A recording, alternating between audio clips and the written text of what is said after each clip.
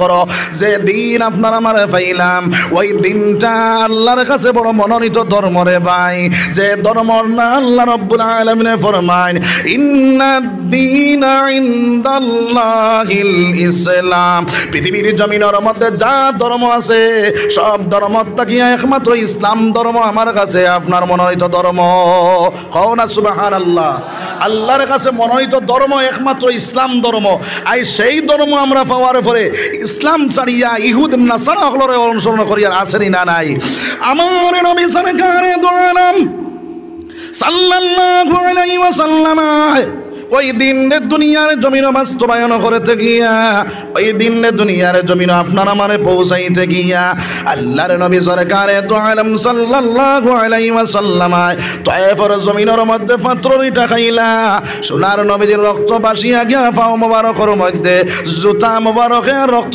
চাটা লাগি গেল মুসলমান যে নবী যে ওই দিনে দুনিয়ার জমিন আনতে গিয়া আল্লাহর রাসূলের দুইটা দান্দান শহীদ হইল রে ভাই উহুদের ময়দানের মধ্যে যখন নবীজি গেলা ওই সময় এখনো আমার নবী সরকারে দো আলম সাল্লাল্লাহু আলাইহি ওয়াসাল্লাম আরে এই জায়গার মধ্যে সাহায্য করনেওয়ালা নাই একমাত্র হযরত তালহা রাদিয়াল্লাহু তাআলা আনহু তখন নবীজির সম্মুখে যায় সামনে যায় পিছনে যায় ডাইনে যায় বামে যায় ওই সময় এখনো আমার নবীজি না দেখেন তালহা আগে যাও পিছনে যাও ডাইনে যাও বামে যাও তার কারণটা কি যা আমার ভাইয়ের আমার বুজুর্গ সকল ওই সময় কেন আমার নবীজিরে আপনার তলায় ডাক দেখুন ইয়া রাসূলুল্লাহ আপনার উপরে যেভাবে তীর মারা শুরু হয়েছে ওইভাবে আপনার উপরে যদি পড়ে যায় আপনি মারা যাইবা আপনার উপরে তীর না পড়ার লাগে আমি সামনে যাই পিছনে যাই ডাইনে যাই বামে যাই তার কারণটা হইল আপনার উপরে তীর না ফড়িয়া আমার উপরে তীরে ফড়িয়া আমি যদি মারা যাই তাহলে আমার জীবনটা সার্থক বনিয়া যাইব সুবহানাল্লাহ কিতাবের মধ্যে লিখিতাম ওই তালহা রাদিয়াল্লাহু তাআলা নূর শরীরের মধ্যে একটা নাই দুইটা নাই তিনটা নাই চারটা নাই ওই 82টা তীর ঢুকিয়া গেছে মুসলমান হযরতে তালহা বেহুশ হইয়া জমিনের মধ্যে পড়ে গেলা আল্লাহর নবীরে সাহায্য করনেওয়ালা কোনো মানুষ নাই ওই সময় কেন আমার নবীজিরে এমন ভাবে মাইরে মারা শুরু করলা মাথার লোহার টুপি ভাঙিয়া মাথার ভিতরে ঢুকিয়া গেল আল্লাহর রাসূলের দুইটা দান্দান শহীদ হয়ে গেল আল্লাহর নবীজি বেহুশ হইয়া জমিনের মধ্যে পড়ে গেলা উহুদের গর্তের মধ্যে যখন পড়ে গেলা তারা আওয়াজ উঠাই দিল কুতিলা মুহাম্মদ কুতিলা মুহাম্মদ কুতিলা মুহাম্মদ মুহাম্মদ আপনার কাতল হয়ে গেছেন মুহাম্মদ কাতল হয়ে গেছেন খাও নাউযুবিল্লাহ আরে হাতুরা জোরে খাও না নাউযুবিল্লাহ আমার ভাই আমার বুজুর্গ সকল ওই আওয়াজটা যখন আপনার উহুদের ময়দানের মধ্যে চড়িয়া গেল সাহাবায়ে কেরাম হলোর হাত তাকিয়া কাফি কাফি তলোয়ারে পড়ে গেল কার লাগি জিহাদ করতাম তাই তো দুনিয়ার জমিনও নাই আল্লাহর রাসূল এমন ভাবে খুঁজানি শুরু করলা আরে নবীজির খুঁজে পাওয়া যায় না হযরত আলী রাদিয়াল্লাহু তাআলা সিজদার মধ্যে পড়িয়া কইল গো আল্লাহ অন্যান্য কওমের বুলের কারণে তারা নবী হলরে আসমানের মধ্যে তুলি রাইলে গো মাওলা আমরার বুলের কারণে আমরার নবীর নি আসমানের মধ্যে তুলি রাইলে রে দয়াল ওই সময় কারণে একজন সাহাবা গিয়া কইলা ওয়ালি আল্লাহর রাসূল শোনায় আল্লাহর রাসূল জিন্দা আছেন সিজদাত থেকে মাথা উঠাইয়া কইলে বাইরে কোন জায়গার মধ্যে আমার নবীজিরে দেখলাই বলে উহুদের গর্তের মধ্যে আল্লাহর রাসূল পড়িয়া আছেন হযরত আলী সিজদাত থেকে উঠিয়া দৌড় মারলা নবীজির খেদমতের মধ্যে গিয়া পৌঁছিয়া গেলা সোনার নবীজির খেদমতের মধ্যে গিয়া পৌঁছার পরে সোনার নবীজি ডাক দিয়া কইলে আলী মাথার লোহার টুপি ভাঙিয়া আমার মাথার ভিতরে যে টুকরা ঢুকিয়া গেছে রে আলী সেই বেদনা আমি সহ্য করতে পারি আর না রে আলী আমার সেই বেদনা সেই লোহার টুকরাটা তুমি বাইরে করিয়া আলো হযরত আলী রাদিয়াল্লাহু তাআলা আনহু আগে বাড়িলা নবীজির লোহার টুকরা বাইরে করবার লাগিয়া ওই সময় এখানে আরেকজন সাহাবা ডাক দিয়া কইলে আলী তুমি কান্দিতে শরীর দুর্বল হয়ে গেছে তুমি আল্লাহর রাসূলের লোহার টুকরাটা বাইরে করতে পারতে না রে আলী তুমি আমারে সুযোগে দাও আল্লাহর নবীজির লোহার টুকরাটা আমি বাইরে করিয়া লই সেই সামানে শুধু দেওয়া হইল, সেই সামা আগে বাড়িয়া গিয়া নবীজির লোহার টুকরার মধ্যে কামড়ে মারলা। কিতাবের মধ্যে লিখিতেরা আল্লাহর বান্দারা যা শক্তি আসলো তা শক্তি দিয়ে টান মারলা, নবীজির লোহার টুকরা বাহির হইল, কিন্তু লগে দুইটা টান শহীদ হয়ে গেল। সুবহানাল্লাহ। আল্লাহর রাসূল অন্যদিকে মুখ ঘুরাইলা, যখন অন্যদিকে মুখ ঘুরাইলা, ওই সময় সেই সাহাবা অন্যদিকে মুখ ঘুরাই দেখিয়া নবীজি ডাক দেয়া কইল, সাহাবা অন্যদিকে কি তার লাগি মুখ ঘুরাইলা? বলে ইয়া রাসূলুল্লাহ, ইয়া হাবিবাল্লাহ, আমার কোন তো হইছে না। মনের মধ্যে আইলো এই সময় কেন যদি নবীজিরে কই আমার দুইটা দান শহীদ হয়ে গেছে, নবীজির কষ্ট লাগি যাইতে পারে। ওই সময় আমার ভাই আইন হল, আমার বুজুর্গ হল, সোনার নবীজিরে আপনার ওই সময় একজন সাহাবায়ে ডাক দেয়া কইল, ও সাহাবায়ে কেরাম হল, এটা কার রক্ত ভাসিয়া যায়? বলে এটা আল্লাহর রাসূলের রক্ত ভাসিয়া যায়। আর একজন সাহাবা ফাল দি রক্তর উপরে পড়িয়া জিবরাদি সাটি সাটি নবীজির রক্ত খাওয়া শুরু করে দিল। নবীজি ডাক দেয়া কইল, সাহাবা তুমি এটা কার রক্ত পান করো নাই? বলে ইয়া রাসূলুল্লাহ, ইয়া হাবিবাল্লাহ, আপনার রক্ত আমি উহুদের ময়দান দেখাইতে দিতাম না, আমি সেই রক্ত পান করিলাই। আর সোনার নবীজি ডাক দেয়া কইল, ও সাহাবা তুমি শুধুমাত্র আমার রক্ত পান করে দেয় না, তুমি জান্নাত থেকে নিয়া লইলা। সুবহানাল্লাহ, জোরে খাও না সুবহানাল্লাহ। রক্ত দিয়া দিনের নবী রাখিয়া গেলেন দিন, তোরা শুনো রে মুমিন, ইনা কষ্টে পাইছ তোরা নবীর মায়ার দিন। রক্ত দিয়া দিনের নবী রাখিয়া গেলেন দিন, তোরা শুনো রে মুমিন, বিনা কষ্টে পাইছ তোরা নবীর মায়ার দিন। সুবহানাল্লাহ ওয়ালহামদুলিল্লাহ সুবহানাল্লাহ ওয়ালহামদুলিল্লাহ ওয়ালা ইলাহা ইল্লাল্লাহ। জোরে কও সুবহানাল্লাহ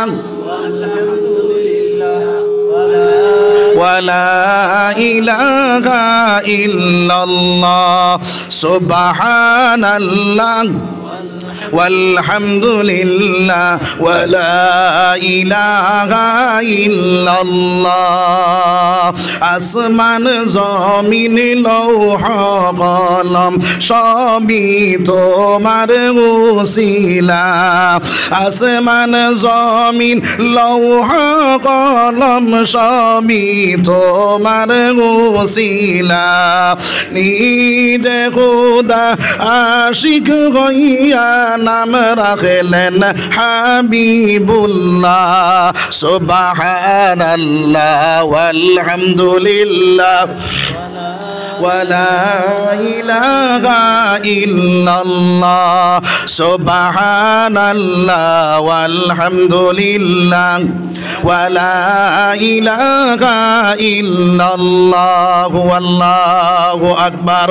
আমার ভাই আমার বুজুর্গ হল, ওই নবীজির খবর মদিনার গল্লে গল্লে যখন পৌঁছা গেল, নবীজি আপনার শহীদ হয়ে গেছেন। ওই সময় কেন আপনার দুধের বাচ্চায় নবীজির খবর শুনিয়া মার স্তরের মধ্যে মুখ লাগায় না, কোন ফর্সি আপনারা তার মার স্তরের মধ্যে মুখ লাগায় না। বাইরে সাহাবায়ে কেরাম হলে খানি জানিবা গ্রাম হলর বিবিধান হলে খানি বনি বাদ দিলাইলা। ওই অবস্থা মদিনার জল্লে গল্লে যখন পৌঁছা গেল, হযরতে হানজালা রাদিয়াল্লাহু তাআলা আনহুর খানোর মধ্যে যখন পৌঁছা যায়, ফুল সজ্জার রাত কাটাইলা, নতুন বিবাহ করলা, ফুল সজ্জার রাত কাটাইয়া যখন গোসলের মধ্যে রওনা দিলা, ওই সময় খানোর মধ্যে নবীজির এই আওয়াজটা যখন পৌঁছা গেল, হযরতে হানজালা গোসল থেকে ঘুরিয়া আইয়া কয়, বিবি রে তলোয়ারটা বাইরে করিয়া দেও, আমি জিহাদের ময়দানে যাইতাম গিয়া।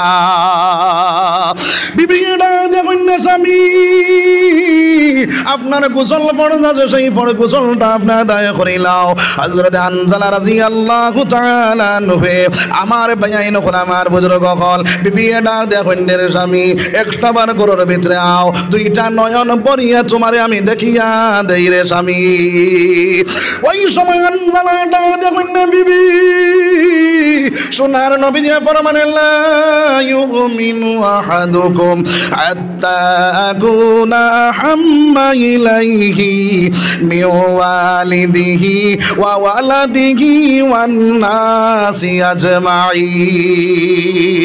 তা দেখুন বিবি, আমার নবী যে ফরমাইছেন যত সময় পর্যন্ত তার জান তাকিয়া, তার আওলাদ তাকিয়া, তার মা বাপ তাকিয়া, তার আত্মীয় স্বজন তাকিয়া আমি নবীর লগে মায়া লাগছে না, অত সময় পর্যন্ত তার মুকম্মল ঈমান হইছে না। ও বিবি, এই মুহূর্ত যদি ঘরের ভিতরে ঢুকিয়া যাই রে বিবি, তাহলে বোঝা গেল আল্লাহর রাসূল তাকিয়া তোমার লগে আমার মায়া বেশ। ও বিবি, যদি মাওলা জাহাদের ময়দান থেকে ঘুরাইয়া আনে তাহলে আপনার আমার দেখা সাক্ষাৎ হইব, আর যদি মাওলায় ঘুরাইয়া আনে না তাহলে আপনার আমার হাসরের ময়দানও দেখা সাক্ষাৎ হইব। সুবহানাল্লাহ। আমার ভাইয়ের উপর আমার বুজুর্গ সকল কেমন মায়া নবীর লগে মুসলমান, আপনার আমার কেমন মায়া। ও মুসলমান, একবারে তাকিয়াল করো নবী দিয়ে ফরমায় যত সময় পর্যন্ত জান তাকিয়া নবীর লগে মায়া হইছে না, তত সময় পর্যন্ত মুকম্মল ঈমান তোমার হইছে না রে ভাই। আল্লাহর এক বান্দা আমার ভাইয়ের উপর আমার বুজুর্গ সকল 8 বছরের একটা ছেলে, যে ছেলের নাম হইল তালহা রাদিয়াল্লাহু তাআলা আনহু। ওই তালহা 8 বছরের ছেলে একদিন নবীজির খেদমতের মধ্যে যাইতে সময় কইল, আব্বা জান আমি নবীজির খেদমতে যাইতাম।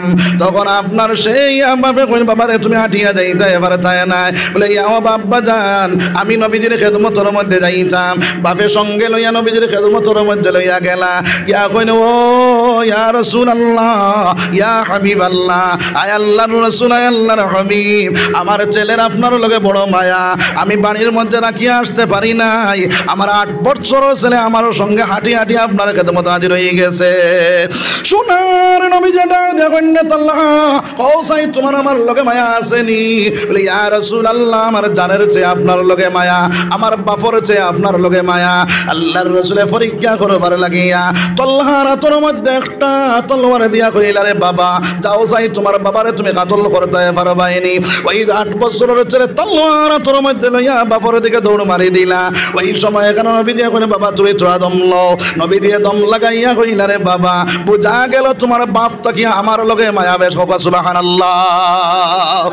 আমার নবী যেটা দিয়ে কইল, ও বেটা আমার তোমার তলহা যদি আপনার যেই দিনে মারা যাইবা তুমি আমার খবর কইও, আমি আমার তলহার জনটাটা আমি করব। সুবহানাল্লাহ। আমার ভাইয়ের উপর আমার বুজুর্গ সকল ওই সময় কেন আপনার তালহা রাদিয়াল্লাহু তাআলা বাড়ির মধ্যে লইয়া গেলা।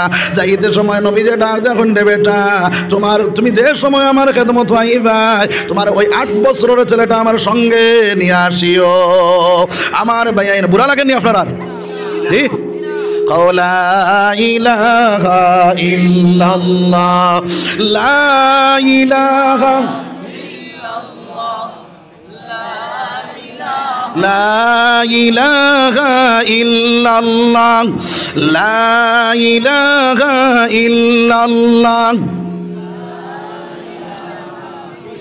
লা ইলাহা ইল্লাল্লাহ মুহাম্মাদুর রাসূলুল্লাহ সাল্লাল্লাহু আলাইহি ওয়াসাল্লাম।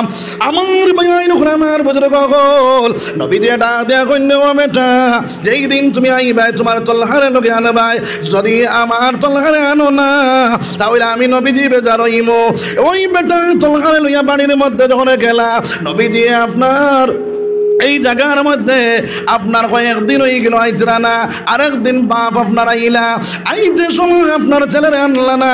নবী যে ডাক দেয়া কইল, বেটা তোমার তলহারে তুমি কি তার লাগি আনলাই না?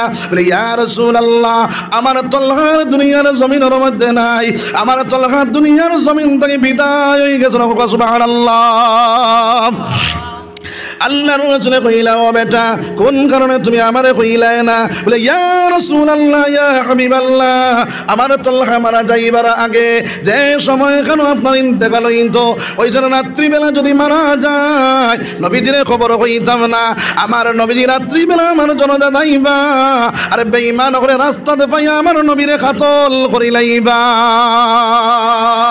দিনের বেলা বাজার আমি যদি মারা যাই তাহলে আমার নবীজির খবর দিও আমার নবীজি আইয়া আমার জনাজাটা পড়াইবা ওই সময় সোনার নবীজি দটা চকুর পানি ছাড়ি ছাড়িয়া ডাক দিয়া কইলে বেটা চলো তোমার বাপ ছেলের আপনার কবরস্থানের মধ্যে যাইতাম নবীজি আপনার সেই ছেলের কবরস্থানের মধ্যে গিয়া আমার আল্লাহরে ডাক দেখো গো আল্লাহ আমিও তোমার তলোয়ার উপরে রাজি আর তুমি মাওলা আমার তলোয়ার উপরে রাজি হয়ে যাও কও না সুবহানাল্লাহ আমার ভাই নখল আমার বুজুর্গ হল হযরত আমি এখন আসলাম হযরতে হানজালা রাদিয়াল্লাহু তাআলা নুয়ে ডাক দেখুন বিবি এখন যদি ঘরের ভিতরে ঢুকি তাহলে বুঝা গেল আল্লাহর রাসূল লাগে তোমার লগে মায়াবে যার কারণে আমি তোমার ঘরের ভিতরে ঢুকিতাম না রে বিবি যদি মাওলায় ঘুরাইয়া আনে তাহলে আপনার আমার দেখা সাক্ষাৎ হইব আর যদি মাওলায় ঘুরাইয়া আনে না তাহলে হাসরের ময়দানে দেখা সাক্ষাৎ হইব